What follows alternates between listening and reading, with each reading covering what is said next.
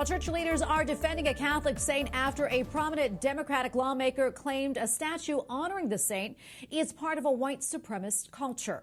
Representative Alexandria Ocasio-Cortez from New York says a statue of St Damien of Molokai in the U.S. Capitol honors colonialism. But one Catholic scholar says St Damien is a hero to the Hawaiian people, that he gave his life serving an isolated leper colony. Joining us now with analysis is Dr. Matthew Bunson, executive editor and Washington bureau chief of EWTN News. He is also the author of the book St Damien of Molokai, Apostle of the Exiled. Matthew, so great to see you. It's good to be with you again, Tracy. So, Matthew, what exactly did Representative Alexandria Ocasio-Cortez say about St Damien of Molokai? And when you heard her comments, what was your reaction? Well, she was giving a tour on Instagram, showing people around the U.S. Capitol, in particular the Statuary Hall, and she focused on St. Damien, who's one of two statues from Hawaii. I want to come back to that in a second, and mentioned, as you did in the introduction, that while you can litigate certain statues, she said, he's emblematic of the sort of white supremacist culture, the patriarchy, as she put it, and how all of the stories, including obviously the statues, seem to reflect that type of a culture.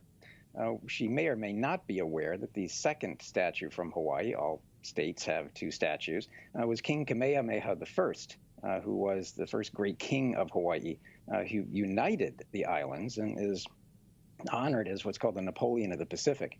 So those are the two statues in the U.S. Capitol.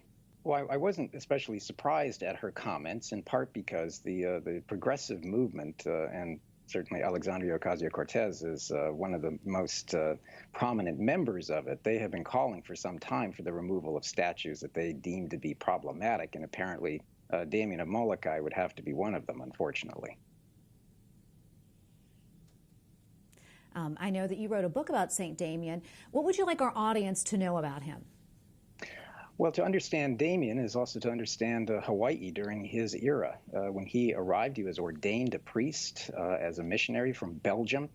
And in 1873, in the company of Bishop Louis Désiré Maigret, who was the sort of vicar apostolic or the bishop of the islands before there was a formal diocese, they sailed to Molokai, and in particular, the terrible leper colony of Kalapapa. And the plan was originally to rotate priests who would be able to bring help to the lepers. Damien volunteered to be one of them, and he ended up staying. And as he pledged, he wanted to give his life to the lepers, to die for them, and ultimately he became one of them. What's important to understand about his 16 years of ministry as the caretaker of the lepers on Molokai was that with his own hands, he built chapels, he carved coffins, he helped schools, he dressed the wounds and the injuries of the lepers, he buried them.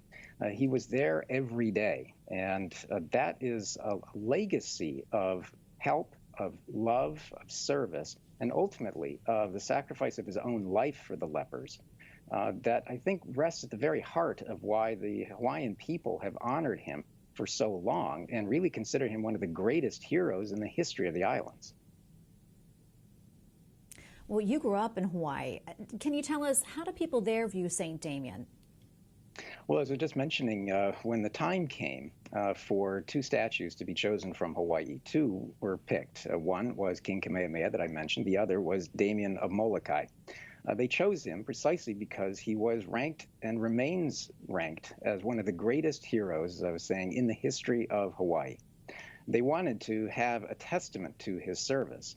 And even today, he is still considered one of the great heroes.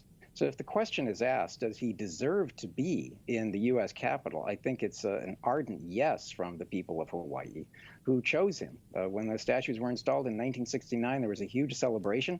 And every year in Hawaii, they continue to celebrate on his feast day, St. Damien Day. And Barack Obama himself, I thought, summed it up very well at the time of Damien de Veuster's canonization as a saint in 2009. He said that he gave a voice to the voiceless. And Damien stands as a role model for the protection and sanctity and the dignity of the human person. And that itself, I think, is something that Hawaii understands very profoundly. And that is precisely why he remains, and I hope will remain, not just in the U.S. Capitol, but standing in front of the Hawaii state capitol, where he remains an icon for service, for love, and for Christian charity.